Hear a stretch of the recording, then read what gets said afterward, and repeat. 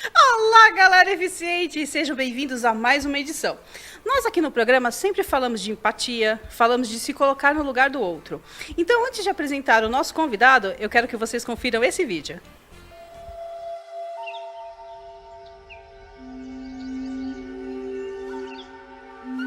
No extremo oeste do Brasil, no estado do Acre, em meio à floresta amazônica, cerca de 1.500 índios vivem e resistem hoje em aldeias do povo Ayanauá.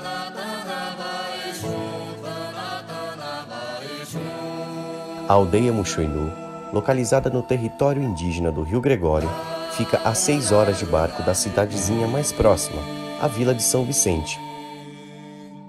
Para chegar da cidade às aldeias, são usadas canoas motorizadas e é possível observar a natureza quase intocada da região.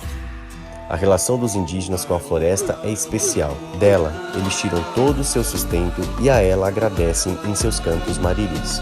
Conhecer de perto a cultura, os rituais e a ligação do povo indígena Ayanauá com a floresta é uma experiência quase indescritível e uma das melhores formas de entender e ajudar a preservar essa rica cultura.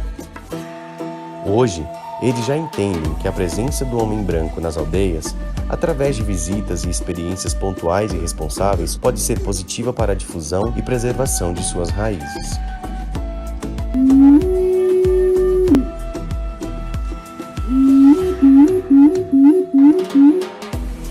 Os principais rituais tradicionais dos Ayanauás são o Uni e o Rapé. Na vivência da Muxoinu, grupos com integrantes do Brasil e do exterior contam com as pinturas corporais, brincadeiras, rodas de músicas, cerimônias, exposições de bijujoias e colheitas de plantas medicinais da floresta amazônica.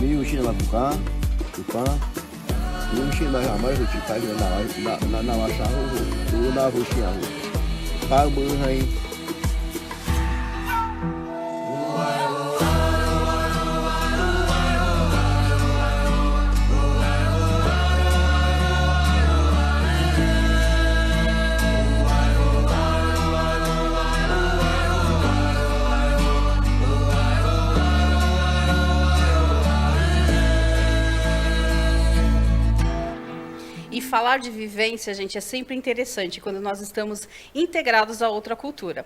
E eu trouxe aqui no estúdio essa pessoa maravilhosa que é o Carlos Irineu, jornalista, e que viveu essa experiência. Carlos, seja muito bem-vindo. Eu que agradeço, Kika, pelo convite. Estou muito feliz em estar aqui e poder compartilhar com o seu público um pouquinho dessa experiência que eu tive lá no Acre. Foi bem legal. Nossa, quando você falou pra gente que ia pro Acre, eu falei, manda pra gente depois o vídeo. Quando a gente fala de conhecer novas culturas, eu acho que a melhor coisa realmente é estar inserido nela. Conta pra gente como foi essa vivência. Primeiro, como foi sair daqui de São Paulo até chegar a Trio. Foi difícil, foi difícil. Foram 2 dias para chegar na aldeia. Então, 48 horas. Exatamente. Então foram 4 horas de voo, saindo de São Paulo, né, Até o Acre? até Rio Branco, né, que é a capital do Acre. E aí depois tem um percurso de mais ou menos 10 horas de ônibus para chegar à Vila de São Vicente, na cidade de Tarauacá. Então é mais um passeio aí, né? Chegando na Vila de São Vicente, tem um barco, que são as canoas motorizadas, que estão lá esperando a gente. Então são mais 6 horas de canoa. Na ida, nós levamos mais ou menos 8 horas, porque o rio estava com a água muito baixa. Então, Mais devagar. tinha muito tronco, e aí a gente acabou que realmente fazendo em 8 horas. Então, assim, foi extremamente cansativo, e foram 2 dias para chegar lá. Mas, assim, vale porque a experiência é demais. Como que foi pra você fazer essa experiência? Você como jornalista chegar até essa aldeia? Foi um divisor de águas na minha vida, porque, assim, a gente que está na cidade grande não tem ideia de como vivem os nossos ancestrais. A gente não faz ideia. A gente está acostumado com tecnologia, Sim. com as facilidades da cidade. E você chega num lugar onde você tem que tomar banho frio, você não tem sinal de internet, você não tem onde... eu quero ir ao supermercado comprar alguma coisa. Você não tem onde ir, né? Você tem aquela vida em que eles vivem ali, cada um na sua casinha e vivendo do que planta. É isso. E foi um baque para mim, porque eu falei, a gente está acostumado, né, na cidade a ter as facilidades. E o mais difícil mesmo é essa questão de ficar desconectado do mundo externo. Mas eu vi também que a gente não vive. Quem vive são eles. Eles têm uma qualidade de vida muito grande. Sim. Eles não conhecem o que é poluição. Não. E você sabe que eu, em conversas que eu tive com muitos deles lá, eu perguntei para um deles assim, a minha curiosidade era, cara, você já foi à cidade? Já fui à cidade. Você não acha que a cidade é um lugar ideal para se viver? Eu, com a minha cabeça poluída, de capitalista e tudo mais, os caras, não, vocês não vivem. Vocês não vivem. Literalmente não Eles falam, vivemos. vocês morrem muito mais rápido que a gente e vocês não têm vida. A gente não precisa se preocupar em acordar cedo, em pegar transporte público. A gente planta, a gente come o que a gente planta aqui e o que a gente planta a gente vende para os nossos vizinhos. E a gente vive disso, a gente não precisa ter preocupações. Então a gente quer uma casa, a gente vai lá, pega as madeiras, constrói a nossa casa. A gente quer comer um abacaxi, vai lá e planta o abacaxi, daqui uns dias, meses, você vai comer seu abacaxi. Tá tudo certo. Que tá tudo resolvido. É isso. A gente É a fala- simplicidade da vida. A nós gente não falamos- precisa de muito. Não precisamos.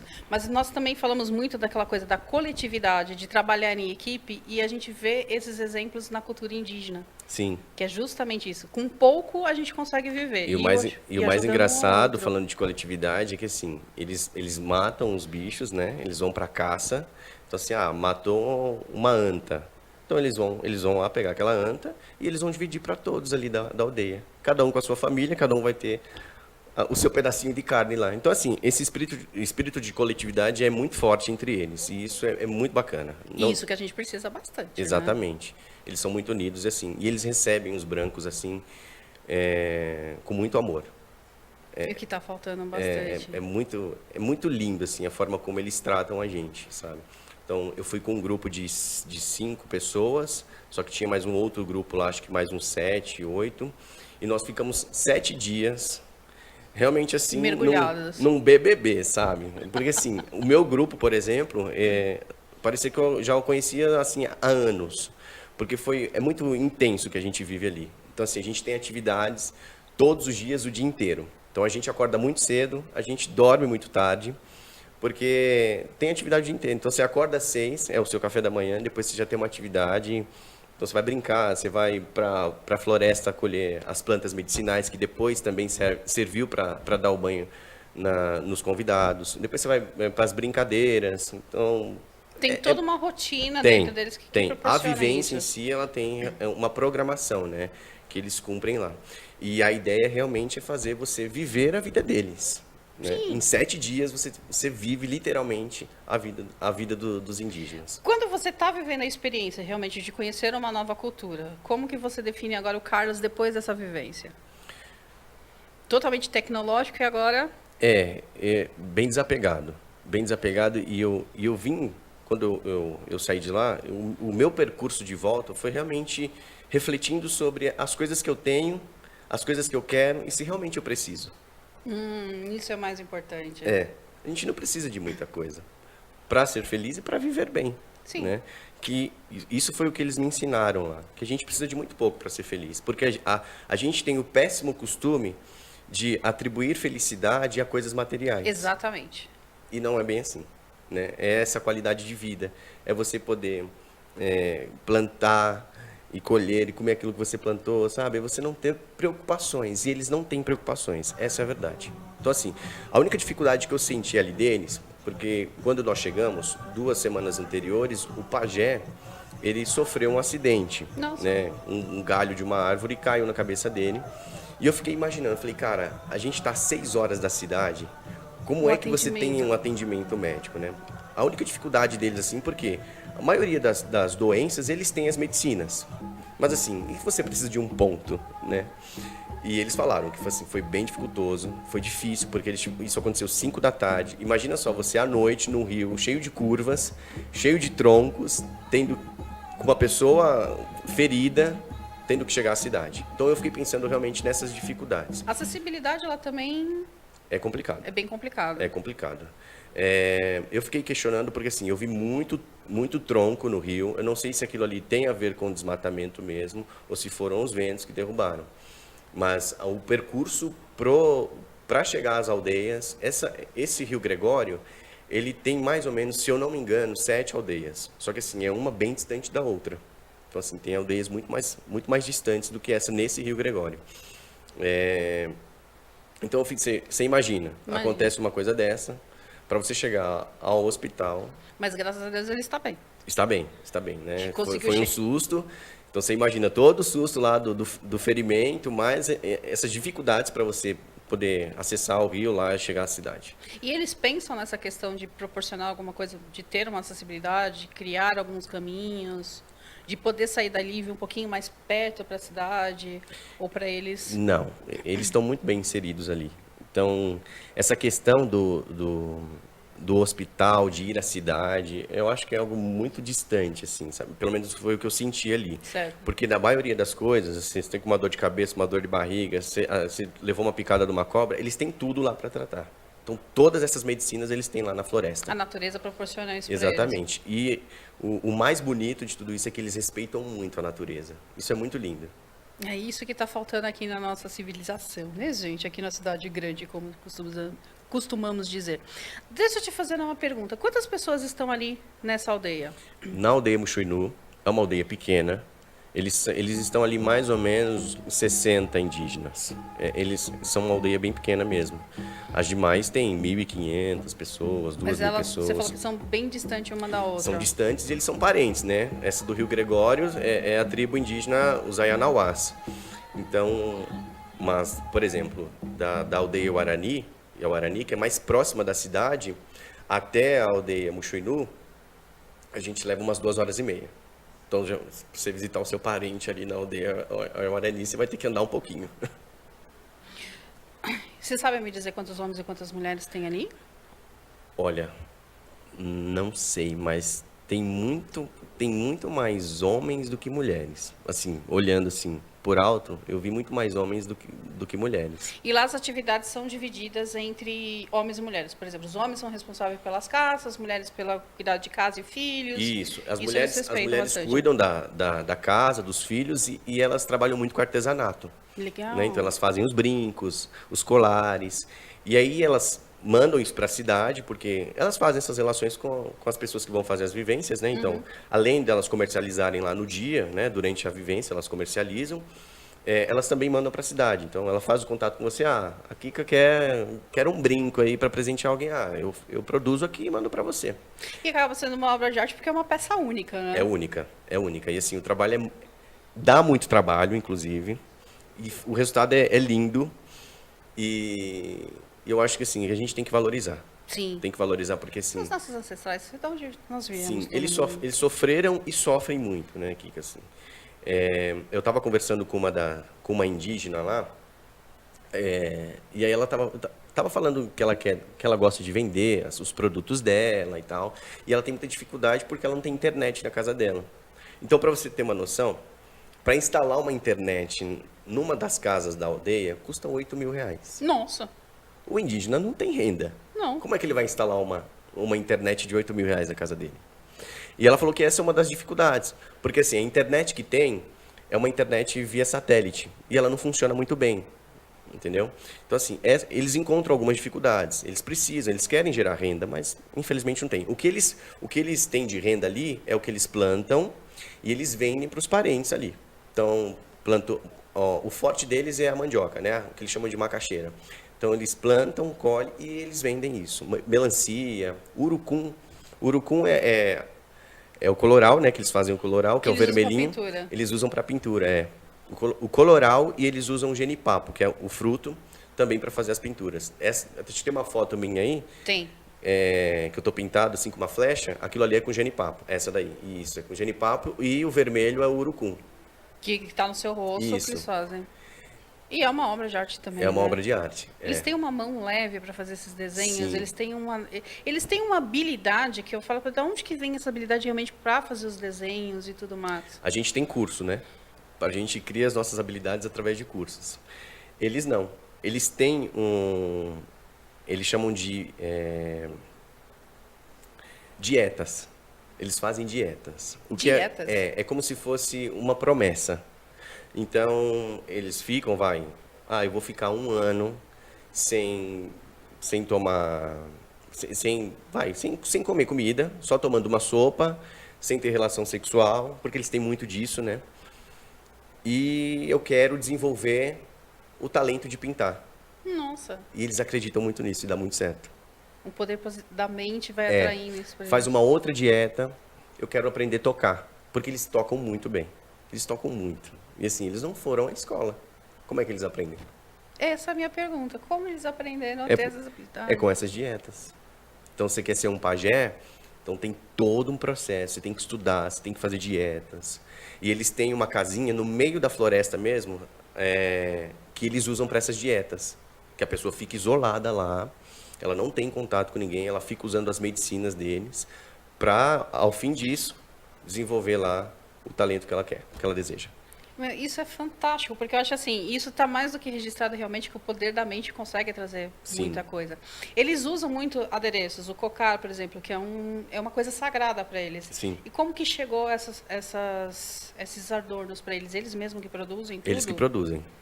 Na própria caça, inclusive.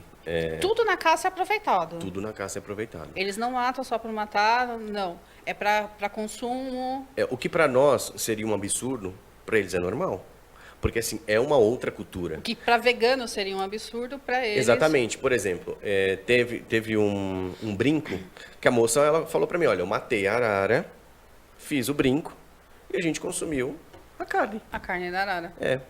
O que para nós aqui seria um absurdo, para eles não, é normal, é natural, eles precisam disso É para da sobreviver. cultura deles, é da onde eles tiram a energia. Você sabe também. que, A energia eu não sei se física, as né? pessoas sabem, Kika, mas é algo que eu achei extremamente interessante, conversando com o senhorzinho lá, é que a nossa Constituição não vale para os indígenas, parte da nossa Constituição, das nossas leis não valem para eles.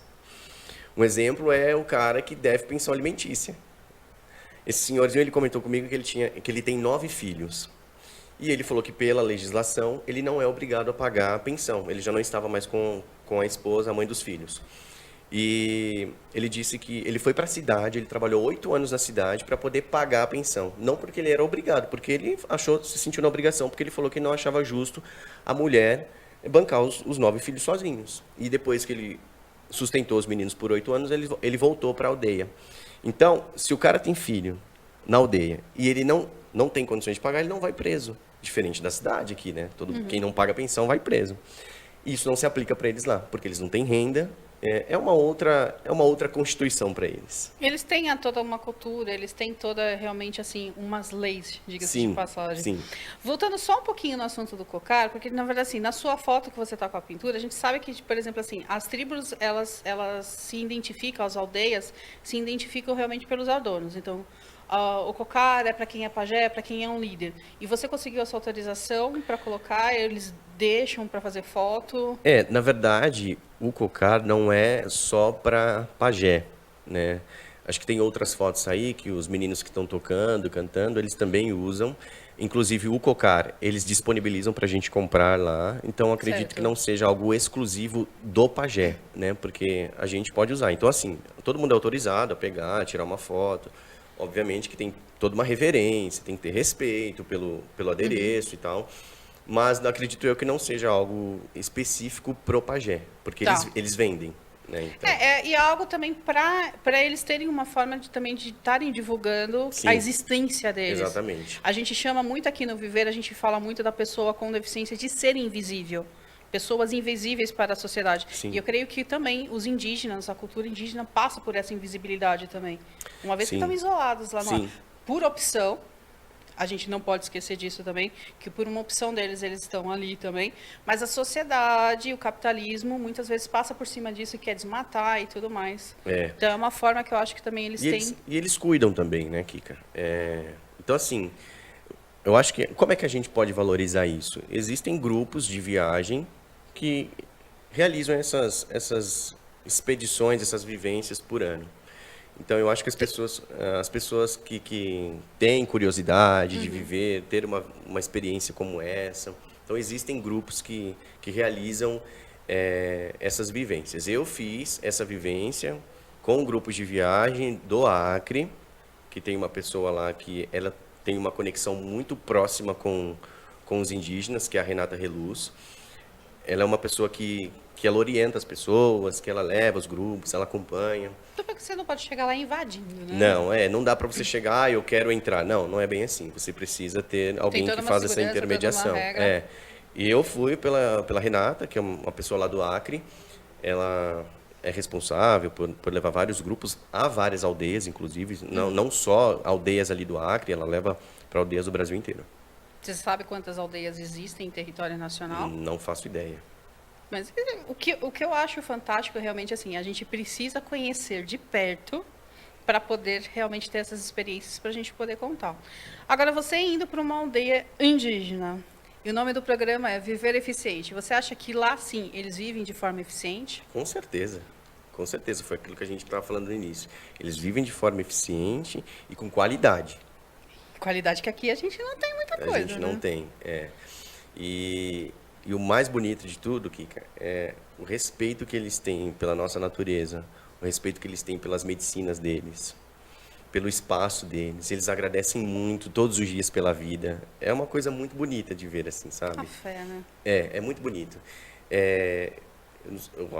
Passou aí no vídeo a questão dos rituais deles, e também que é algo muito bonito. Eles têm os cantos mariris. Essa aí são os cantos mariris. Essas mulheres cantam demais, elas cantam muito. Tocam divinamente. Tocam, cantam, pintam, fazem as artes lá. É uma coisa incrível. E assim, durante os rituais, eu participei de três rituais. Assim, um deles eu quase morri. Por quê? Conta pra gente. Que foi o do sapo. Como que funciona isso? Esse do sapo, eles pegam o sapinho verde lá na mata, virgem. Eles falam que é virgem porque eles precisam tirar aquela gosminha branca da patinha dele. Então, depois que você arranca, aquela gosma não volta. Eles fazem, eu não sei se dá para mostrar, mas tem dois pontinhos aqui que eles queimaram. E aí, isso precisa ser antes do sol sair. Então, isso aconteceu por volta de 5 da manhã. E aí, eles pegam essa gosminha e eles aplicam aqui na queimadura. O efeito é instantâneo. Parece que a sua cabeça vai explodir. E qual é a finalidade? Eles utilizam muito isso para tirar a preguiça. Então, as crianças já começam a tomar isso aqui, que eles chamam de capum. As crianças começam cedo, para elas não terem preguiça, para elas irem caçar. Então, eles utilizam muito isso aqui. Além de fazer uma limpeza, que eles chamam de limpeza, né? Então, você sente a vontade de vomitar, até pôr a bile para fora. Então, é um negócio muito doido. É uma pressão gigante. Então, justamente esse ritual do sapo é para parar de procrastinar. Exatamente. E isso é assim, fantástico. Se eu for lá, eu acho que eles vão usar uns 500 sapos. Você vai lá. É a quantidade de furinhos que eles fazem aqui, de queimaduras. Então, quanto mais queimadura, mais pontinhos de queimaduras você tiver, mais efeito vai ter. Eu fiz 2 e as 2 foram terríveis. Isso é muita dor? Não queima. A questão são os efeitos do corpo. Então, assim, dá uma quentura, o corpo parece que vai explodir, os batimentos cardíacos vão a 1000 e a cabeça também tem uma pressão muito forte. E os sapinhos continuam vivos? Continuam vivos. Eles tiram o leitinho dele e depois jogam ele na mata de novo. Devolve para a mata. O outro foi o rapé, que eles utilizam lá as medicinas também da floresta e transformam em rapé. Também usei o rapé. E tem o uni, que é a ayahuasca, né? Que é o chazinho do cipó lá com a chacrona, que é o cipó com uma folha. Então, eles fazem essa mistura. E aí, esses 2 são os principais rituais, que é o uni e o rapé. O uni, nós tivemos 3 rituais desse durante a nossa vivência. Ele acontece assim, ele vara a madrugada com os cantos mariris deles. Durante esses cantos, eles agradecem muito pela vida, pela existência, pelo alimento. A gratidão. E eles ficam ali consagrando a noite toda. Foi muito bonito. Nossa, eu sei que no Brasil a gente tem quase 1,5 milhão de indígenas, né? Que a gente tem aqui. E segundo o meu diretor, que ele está me passando as informações, são 305 etnias com 274 línguas aqui no Brasil. Tem muita gente. É gente para... É uma cultura realmente que merece... Eles são dados da FUNAI e são realmente uma cultura que merece ser valorizada todos os dias. Carlos, eu não sei como te agradecer. Acabou? Está acabando.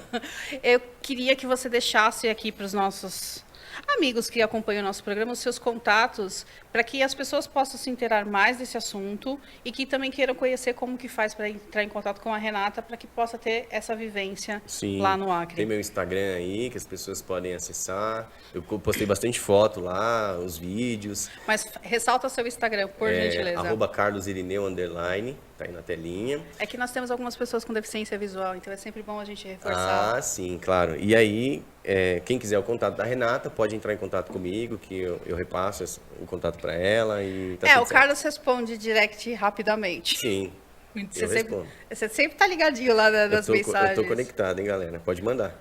E você volta para lá? Eu quero voltar. E aí eu quero levar minha turma, inclusive você, hein? Ah, eu quero, Bora. porque eu tava vendo as fotos e falei, eu queria tirar cada as fotos. Bora. Vamos. Vocês vão voltar outra pessoa. 2023, vamos? Bora. Vamos organizar? Partiu. Então, vamos lá. Muito obrigada. Eu que agradeço. Você quer fazer alguma consideração que a gente não tenha colocado aqui e você queira ressaltar? Eu só quero agradecer pelo espaço mesmo. Eu acho que os programas de TV deveriam abrir mais espaço para falar sobre a cultura indígena, porque é uma cultura linda, rica. Eu acho que a diversidade como um todo, né? Exato. E eles, não dá pra gente lembrar dos índios só no dia do índio. Não. Né? A gente precisa falar um pouco mais dessa rica cultura. E, gente, busquem. No YouTube tem muita coisa sobre indígena. Vale a pena. O Brasil, ele é muito plural, né? Sim. E depois com esses dados que a gente tem da FUNAI, são 305 etnias. E a impressão que dá é que a gente está em outro país quando a gente está na aldeia, viu? Porque eles têm a língua deles lá, a Iauanauá, e o português, né? O que você aprendeu alguma coisa? Né? Não aprendi. 7 dias não deu para aprender. Não deu tempo, gente. Não deu tempo. Então a gente tem que voltar lá para aprender mais. E é isso aí, galera. Eu quero que vocês entrem em contato com a gente pelas nossas redes sociais, @Viver Eficiente, caso vocês queiram mandar alguma sugestão de pauta. E se vocês também quiserem entrar em contato com a nossa produção pelo WhatsApp, é 011, aqui de São Paulo, 981310154. Repetindo, 011 981310154. Eu espero que vocês tenham gostado do nosso programa, assim como nós gostamos de fazer. E só me responde uma coisa, Carlos, viver eficiente é? Na sua opinião? O que é para você viver eficiente? É plural. E viver eficiente é assim, viver de forma plural. Espero que vocês tenham gostado do programa de hoje, assim como nós gostamos de fazer. E eu quero sempre mandar um abraço para minha equipe maravilhosa, ao meu malvado favorito, ao meu diretor, que sempre está aqui na orelha, criticando, gritando, mas tudo bem, a gente abafa o caso. Ao André Lima, meu maquiador, que sempre deixa eu com a carinha, vou descer aqui, mamãe já ouviu da vida. E ao João Leite, que faz parte aqui da nossa equipe e sempre está contribuindo com os textos, que é o nosso jornalista brilhante. Eu encontro vocês na próxima semana. Até mais!